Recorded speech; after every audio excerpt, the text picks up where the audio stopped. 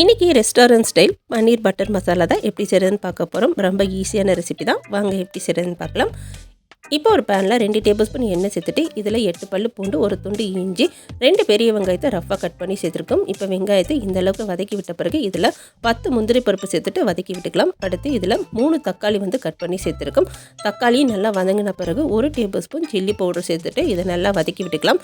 நல்லா வதங்கின பிறகு ஆற வச்சு நம்ம அரைச்சி வச்சுக்கலாம். அடுத்து இன்னொரு பேனில் 2 டேபிள் ஸ்பூன் பட்டர் சேர்த்துட்டு பட்டர் நல்லா மெல்ட் ஆன பிறகு இதில் ஒரு பெரிய வெங்காயம் சேர்த்துட்டு வதக்கி விட்டுக்கலாம். வெங்காயம் நல்லா வதங்கின பிறகு இதில் 1 table spoon Kashmiri chilli powder, 1 table spoon மல்லித்தூள், 1/4 டீஸ்பூன் கரம் மசாலா சேர்த்துட்டு நல்லா கலந்து விட்டுக்கலாம். அடுத்து நம்ம அரைச்சி வச்சிருக்க வெங்காய தக்காளி பேஸ்ட் சேர்த்துக்கலாம். இதுக்கு தேவையான அளவு தண்ணி, தேவையான அளவு உப்பு, ஒரு 1/4 டீஸ்பூன் சர்க்கரை சேர்த்துட்டு நல்லா கலந்து விட்டு ஒரு 5 நிமிஷத்துக்கு நம்ம நல்லா கொதிக்க வச்சலாம். நல்லா கொதித்த பிறகு இதில் 1/4 கப் அளவுக்கு ஃப்ரெஷ் க்ரீம், கொஞ்சமாக கஸ்தூரி மெத்தி சேர்த்துட்டு இதை நல்லா கலந்து விட்டுக்கலாம். அடுத்து 200 கிராம் பன்னீரை சின்ன சின்னதாக கட் பண்ணி வச்சுருக்கேன். இப்போ பன்னீர் சேர்த்துட்டு இதை ஒரு 2 நிமிஷத்துக்கு எண்ணெய் பிரிஞ்சு வர வரைக்கும் அப்படியே நம்ம மூடி வச்சிடலாம். இது நல்லா எண்ணெய் பிரிஞ்சு வந்த பிறகு கடைசியாக கொஞ்சம் பட்டர் கூடயே கொஞ்சம் கொத்தமல்லி தழை சேர்த்துட்டு நல்லா கலந்து விட்டு இறக்கணும்னா ரெஸ்டாரண்ட் ஸ்டைல் பன்னீர் பட்டர் மசாலா சூப்பராக ரெடி. ட்ரை பண்ணி பாருங்கள்.